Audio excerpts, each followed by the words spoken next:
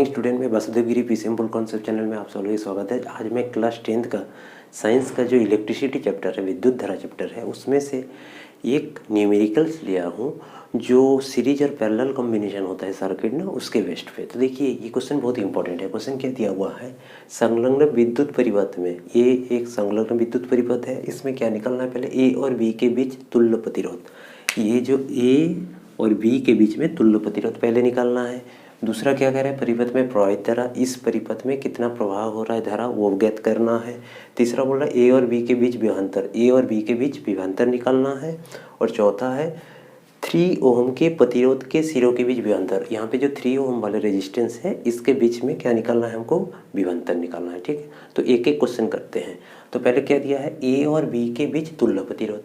तो यहाँ पे आ जाइए, यहाँ पे तो देखिए ये है बैटरी की पॉजिटिव टर्मिनल या नेगेटिव। पॉजिटिव क्यों होता है, जो बड़ा वाला होता है उसको पॉजिटिव कहते हैं और जो छोटी होती है उसको नेगेटिव कहते हैं। तो पॉजिटिव से करंट निकलता है और ऐसे जाती है, तो ये आई निकला। अब देखिए यहाँ पे आने के बाद दो रास्ता मिल जा रहा है, इस जगह पे से एक 2 ओम से जाने के लिए और एक नीचे 2 ओम से, फिर ऐसे 2 ओम से जाकर के यहाँ से जाकर के ऐसे वापस होकर के बैटरी की नेगेटिव टर्मिनल में पहुँचेंगे। यही तो है, एक यहाँ पे दिख रहा है, फिर एक ऐसे आए, फिर ये वापस जा रहा है। ठीक, ऐसे ही सर्किट है।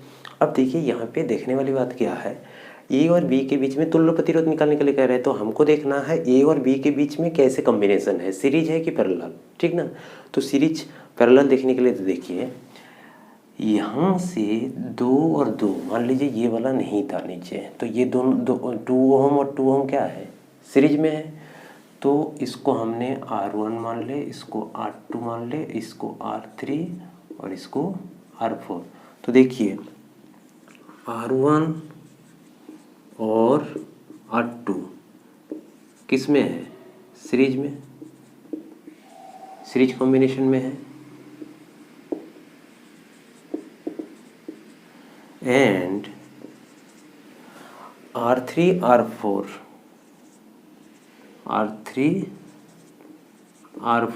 ये भी क्या है, सीरीज कॉम्बिनेशन है। तो बताइए R1 R2 जब सीरीज में है, इसकी तुल्य प्रतिरोध तब कितना हो जाएगा, तुल्य प्रतिरोध मतलब मैं 8 डैश मान ले रहा हूँ। 8 डैश क्या हो जाएगा, R1 प्लस R2, 2 प्लस 2 कितना हो जाएगा, 4 ओम। ये क्लियर। अब R3 R4 भी सीरीज में है, तो इसका तुल्य प्रतिरोध को मैंने R डबल डैश मान ले रहा हूँ। तो R3 प्लस R3 ये भी कितनी है, 2 ओम प्लस 2 ओम, 4 ओम। इतना दूर तक तो समझ में आ गया। अब हम देखो ए और बी में ये दोनों नया मिलके क्या बन गया, एक R, फिर ये दोनों मिलके क्या बन गया, एक R बन गया। तो कहने का मतलब मैं इस फिगर को थोड़ा सा राप करके नया बना दूँ तो कैसे दिख रहा है आपको, ये मिलके क्या बन गया हमारा, एक R वाले बन गया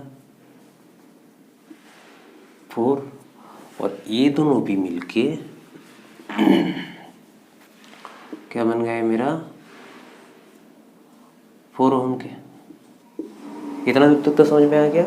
अब इसको हमने देखते हैं ए और बी के बीच में किस कॉम्बिनेशन में है। तो देखिए ये जो R रेजिस्टेंस है, इसकी 1 एंड बैटरी की पॉजिटिव में जुड़े हैं, इस R4 का भी बैटरी की पॉजिटिव में जुड़े हैं, अदर एंड देखिए बैटरी की नेगेटिव टर्मिनल में जुड़े हैं दोनों की। तो ये क्या होता है, पैरेलल कॉम्बिनेशन। तो ए और बी के बीच में, ए और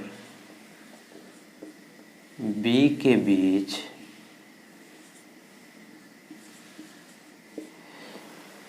ए और बी के बीच तुल्य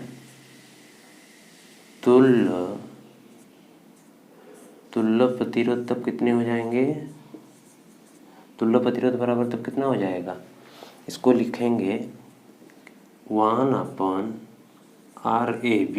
AB के बीच में निकाल रहा हूँ, तो 1/R1 प्लस 1/R2 हमने कर लिए। तो 1/R1 मीन्स 1/ इसको R1 मान रहा हूँ, तो 4 प्लस AB कितनी है, 4। तो 4 तो हमारा क्या होगा, एलसीएम होगा। अब 1 + 1 मतलब 2/4, 1/2। तो आर ए बी तब कितने हो जाएंगे 2। तो इसके बीच में जो तुल्य प्रतिरोध पूछा था कितना आया 2 ओम। क्लियर हो गया। अब चलते हैं परिपथ में प्रवाहित धारा। ये पूरे परिपथ में कितने होंगे, तो देखिए यहाँ पे फिर क्या हो गया, ये पूरे मिल के हमारा कितना बन गया, इसका जो तुल्य प्रतिरोध कितना हो गया 2 ओम।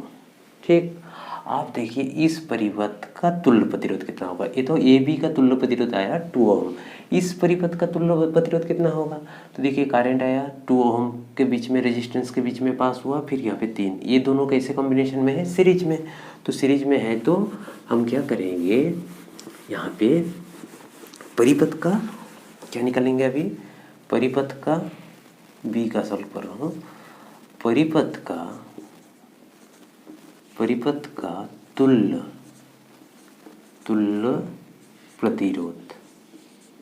प्रतिरोध कितना हो जाएगा, देखिए 2 और 3 को जोड़ देना है, 2 ओम प्लस 3 ओम, तो कितने हो जाएंगे 5 ओम। ये परिपथ का तुल्य प्रतिरोध मिल गया। लेकिन परिपथ पे हमको क्या दिखाना है, धारा। तो हम लोग जानते हैं क्या, V इज इक्वल टू क्या जानते थे, आई आर। अब तब I बराबर तब कितना हो जाएगा, V अपन R। तो देखिए यहाँ पे कितनी दिया है मेरे को 10 और R कितना है 5, तो कटोगे तो 2 एम्पियर।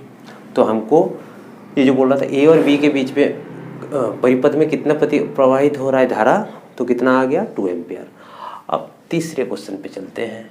तीसरे क्वेश्चन हमको क्या दिया हुआ है, देखिए तीसरा क्वेश्चन दिया है ए और बी के बीच विभवांतर, ए और बी के बीच में रेजिस्टेंस कितना है। तो देखिए हम लोग क्या जानते हैं, V is equal to I R जानते हैं। ये तीसरा का आंसर निकाल रहा हूँ। तो विभवांतर निकालना है, V आई कितना हो गया हमारा 2 इंटू आर कितना है 2, तो ये कितना है 4 वोल्ट। ठीक है, विभवांतर आ गया। आप बोल रहा है 3 ओम के प्रतिरोध के सिरों के बीच विभवांतर, तो लास्ट जो कह रहा है इसके सिरों के बीच में कितना निकालना है विभवांतर। तो हम लोग जानते हैं V बराबर आई आर। अब देखो V तो हमको पता निकालना है, इसके बीच में बोल रहा है I कितनी है 2 और R कितना है 3, तो 6 वोल्ट इसकी आंसर।